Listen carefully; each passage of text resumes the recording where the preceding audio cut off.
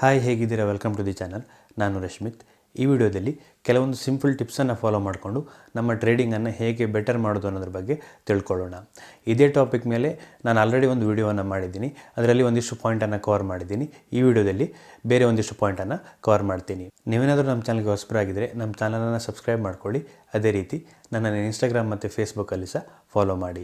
ಇದೆಲ್ಲದರ ಲಿಂಕ್ ನಿಮಗೆ ಡಿಸ್ಕ್ರಿಪ್ಷನಲ್ಲಿ ಸಿಗುತ್ತೆ. ನಾವು ಟ್ರೇಡ್ ಮಾಡುವಾಗ ಏನು ಮಾಡ್ತೀವಿ ಅಂತ ಹೇಳಿದ್ರೆ, ಯಾವುದೋ ಒಂದು ಪರ್ಫೆಕ್ಟ್ ಇಂಡಿಕೇಟ್ರನ್ನು ಹುಡುಕ್ತಾ ಇರ್ತೀವಿ. ಯಾವ ಇಂಡಿಕೇಟರ್ ಬೆಸ್ಟ್ ಅಂತ ಹುಡುಕ್ತಾ ಇರ್ತೀವಿ. ಸೊ ಬೆಸ್ಟ್ ಇರೋ ಇಂಡಿಕೇಟ್ರನ್ನು ನಾವು ಸರ್ಚ್ ಮಾಡ್ತಾ ಇರ್ತೀವಿ. ಯಾವುದು 100% ರಿಸಲ್ಟನ್ನು ಕೊಡುತ್ತೆ ಅದಕ್ಕೋಸ್ಕರ ಸರ್ಚ್ ಮಾಡ್ತಾ ಇರ್ತೀವಿ. ಅಂಥ ಯಾವ ಇಂಡಿಕೇಟ್ರು ಸಹ ಟೆಕ್ನಿಕಲ್ ಅನಾಲಿಸಿಸಲ್ಲಿ ಇಲ್ಲ. ಎಲ್ಲ ಇಂಡಿಕೇಟ್ರಲ್ಲಿ ಸಹ ಅಡ್ವಾಂಟೇಜಸ್ಸು ಇದೆ, ಡಿಸ್ಅಡ್ವಾಂಟೇಜಸ್ಸು ಸಹ ಇದೆ.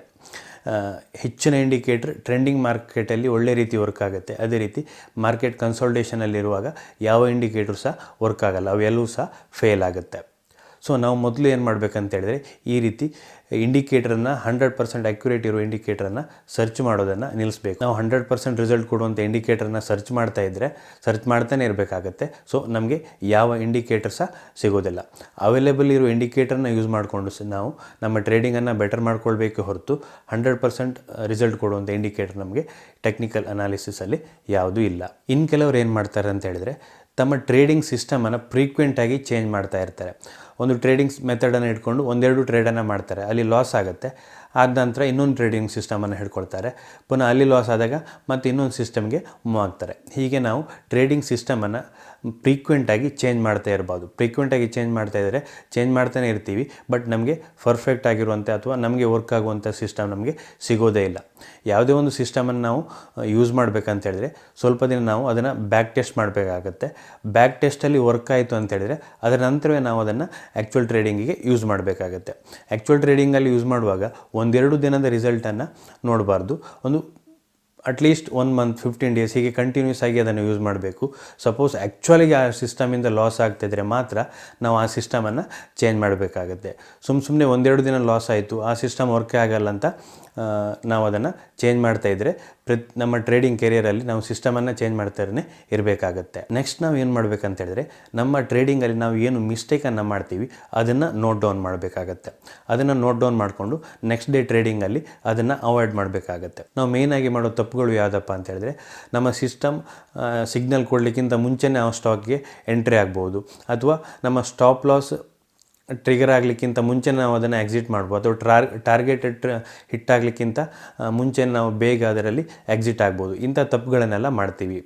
ಸೊ ಇದನ್ನೆಲ್ಲ ನಾವು ನೋಟ್ ಡೌನ್ ಮಾಡಿಕೊಂಡು ದಿನದಿಂದ ದಿನಕ್ಕೆ ಆ ತಪ್ಪುಗಳನ್ನು ಕಡಿಮೆ ಮಾಡ್ತಾ ಹೋಗಬೇಕಾಗತ್ತೆ. ಸೊ ನಾವೇನು ಮಾಡ್ತೀವಿ ಅಂತ ಹೇಳಿದ್ರೆ, ನಮ್ಮ ಸಿಸ್ಟಮ್ ಪ್ರಕಾರ ಒಂದು ಟ್ರೇಡ್ಗೆ ಎಂಟ್ರಿ ಆಗ್ತೀವಿ, ಬಟ್ ನಾವು ಸ್ವಲ್ಪ ಲಾಸಲ್ಲಿ ಇರ್ತೀವಿ. ಆಗೇನು ಮಾಡ್ತೀವಿ, ನಮ್ಮ ಫಿಯರ್ ಆ್ಯಂಡ್ ಗ್ರೀಡಿಂದ ಆ ಟ್ರೇಡಿಂದ ಹೊರಗೆ ಬರ್ತೀವಿ. ಬಟ್ ಆ ಟ್ರೇಡ್ ಏನಾಗುತ್ತೆ, ಆ್ಯಕ್ಚುಲಾಗಿ ನಮ್ಮ ಸಿಸ್ಟಮ್ ಪರ್ಫೆಕ್ಟ್ ಸಿಗ್ನಲನ್ನು ಕೊಟ್ಟಿರುತ್ತೆ. ನಾವು ಹೊರಗೆ ಬಂದ ನಂತರ ನಮ್ಮ ಟಾರ್ಗೆಟ್ ಹಿಟ್ ಆಗೋ ಚಾನ್ಸಸ್ ಇರುತ್ತೆ. ಅದೇ ರೀತಿ ನಾವು ಸ್ವಲ್ಪ ಪ್ರಾಫಿಟಲ್ಲಿ ಇರ್ತೀವಿ. ನಾವೇನು ಮಾಡ್ತೀವಿ, ಪ್ರಾಫಿಟ್ ಏನೋ ಕಡಿಮೆ ಆಗುತ್ತೆ ಅಂಥೇಳಿ ಸ್ವಲ್ಪ ಪ್ರಾಫಿಟಲ್ಲೇ ಹೊರಗೆ ಬರ್ತೀವಿ. ಆ್ಯಕ್ಚುಯಲ್ ಪ್ರಾಫಿಟ್ ನಮಗೆ ನಮ್ಮ ಟಾರ್ಗೆಟ್ ಲೆವೆಲ್ ಏನಿದೆ ಅದು ಇನ್ನೂ ತುಂಬ ದೂರ ಇರುತ್ತೆ, ಬಟ್ ನಾವು ಅಷ್ಟು ವೆಯ್ಟ್ ಮಾಡಲ್ಲ. ಸೊ ಇಂಥ ತಪ್ಪುಗಳನ್ನೆಲ್ಲ ಮಾಡ್ತೀವಿ. ನೆಕ್ಸ್ಟ್ ತಪ್ಪಾಗುವಂಥದ್ದು, ಆ್ಯಕ್ಚುಲಾಗಿ ಸಿಸ್ಟಮೇ ರಾಂಗ್ ಸಿಗ್ನಲನ್ನು ಕೊಡ್ತಾ ಇರುತ್ತೆ. ಸೊ ಈ ತಪ್ಪುಗಳಾಗ್ಬೋದು. ಸಪೋಸ್ ಸಿಸ್ಟಮೇ ನಮಗೆ ರಾಂಗ್ ಸಿಗ್ನಲನ್ನು ಕೊಡ್ತು, ನಮ್ಮ ಟ್ರೇಡಲ್ಲಿ ನಾವು ಬೇರೆಲ್ಲ ಪರ್ಫೆಕ್ಟ್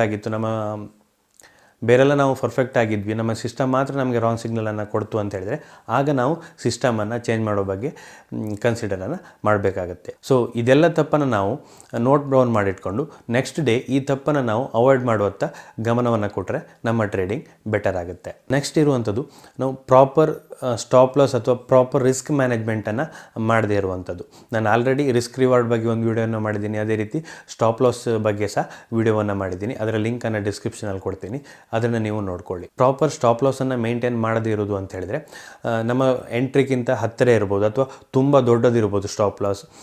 ಸೊ ಅದೇ ರೀತಿ ರಿಸ್ಕ್ ರಿವಾರ್ಡ್ ತುಂಬ ನಮ್ಮ ಫೇವರಲ್ಲಿ ಇಲ್ಲದೇ ಇರ್ಬೋದು. ನಾವು ತುಂಬ ಜಾಸ್ತಿ ರಿಸ್ಕನ್ನು ತಗೊಳ್ತಾ ಇರ್ಬೋದು, ನಮ್ಮ ಎಕ್ಸ್ಪೆಕ್ಟೆಡ್ ರಿಟರ್ನ್ ಕಡಿಮೆ ಇರ್ಬೋದು. ಇಂಥ ತಪ್ಪನ್ನೆಲ್ಲ ಮಾಡ್ತೀವಿ.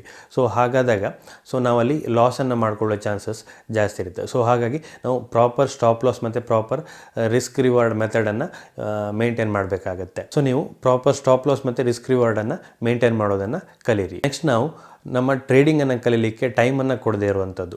ಸೊ ನಾವೇನು ಮಾಡಬೇಕಾಗತ್ತೆ, ಇವತ್ತು ಟ್ರೇಡಿಂಗ್ ಸ್ಟಾರ್ಟ್ ಮಾಡಿ ಇನ್ನು ಒಂದು ತಿಂಗಳಲ್ಲಿ ನಾವು ಕನ್ಸಿಸ್ಟೆನ್ಸ್ ಆಗಿ ಅರ್ನಿಂಗನ್ನು ಸ್ಟಾರ್ಟ್ ಮಾಡ್ತೀನಿ ಅಂತ ಹೇಳಿ ಎಕ್ಸ್ಪೆಕ್ಟೇಷನನ್ನು ಇಟ್ಕೊಳ್ಬಾರ್ದು. ಟ್ರೇಡಿಂಗಲ್ಲಿ ಕನ್ಸಿಸ್ಟೆನ್ಸಿಯಲ್ಲಿ ಅರ್ನಿಂಗ್ ಮಾಡಬೇಕಾದ್ರೆ ತುಂಬ ಟೈಮ್ ತಗೊಳುತ್ತೆ. ನಾವು ಲರ್ನಿಂಗ್ ಬಗ್ಗೆ ಹೆಚ್ಚು ಗಮನವನ್ನು ಕೊಡಬೇಕಾಗತ್ತೆ. ಸೊ ಅದು ಬಿಟ್ಟು ನಾನು ಕ್ವಿಕ್ಕಾಗಿ ಅರ್ನ್ ಮಾಡ್ತೀನಿ, ನಾನು ಕ್ವಿಕ್ಕಾಗಿ ಅರ್ನ್ ಆಗಬೇಕು ಅಂಥೇಳಿ ತುಂಬ ಸ್ಟ್ರಾಟಜಿಯನ್ನು ಟ್ರೈ ಮಾಡೋದು, ಬೇರೆ ಬೇರೆ ಇಂಡಿಕೇಟರನ್ನು ಟ್ರೈ ಮಾಡ್ತಾ ಲರ್ನಿಂಗ್ ಕಡೆ ಗಮನ ಕೊಡದೇ ಇದ್ದರೆ ನಮಗೆ ಟ್ರೇಡಿಂಗಲ್ಲಿ ಸಕ್ಸಸ್ಫುಲ್ ಆಗಲಿಕ್ಕೆ ಸಾಧ್ಯ ಇಲ್ಲ. ನಾನು ಇವತ್ತು ಟ್ರೇಡಿಂಗನ್ನು ಸ್ಟಾರ್ಟ್ ಮಾಡ್ತೀನಿ, ನಾಳೆಯಿಂದ ನಾನು ಪ್ರಾಫಿಟ್ ಮಾಡ್ತೀನಿ ಅನ್ನೋದು ಸಾಧ್ಯ ಇಲ್ಲ. ಸೊ ಮಾರ್ಕೆಟ್ನ ಸಿಚುವೇಷನನ್ನು ಅರ್ಥ ಮಾಡ್ಕೊಂಡಾಗ, ಮಾರ್ಕೆಟ್ನ ಮೂವ್ಮೆಂಟನ್ನು ಅರ್ಥ ಮಾಡ್ಕೊಂಡಾಗ ಮಾತ್ರ ನಮಗೆ ಟ್ರೇಡಿಂಗಲ್ಲಿ ಹಣ ಮಾಡಲಿಕ್ಕೆ ಸಾಧ್ಯ ಇದೆ. ಸೊ ಹಾಗಾಗಿ ಮಾರ್ಕೆಟ್ಗೆ ನಾವು ಸ್ವಲ್ಪ ಟೈಮನ್ನು ಕೊಟ್ಟು ಕಲಿಯೋದರ ಕಡೆಗೆ ಹೆಚ್ಚು ಗಮನವನ್ನು ಕೊಟ್ಟಾಗ ನಮಗೆ ಟ್ರೇಡಿಂಗಲ್ಲಿ ಇಂಪ್ರೂವ್ಮೆಂಟ್ ಆಗಲಿಕ್ಕೆ ಸಾಧ್ಯ ಆಗುತ್ತೆ.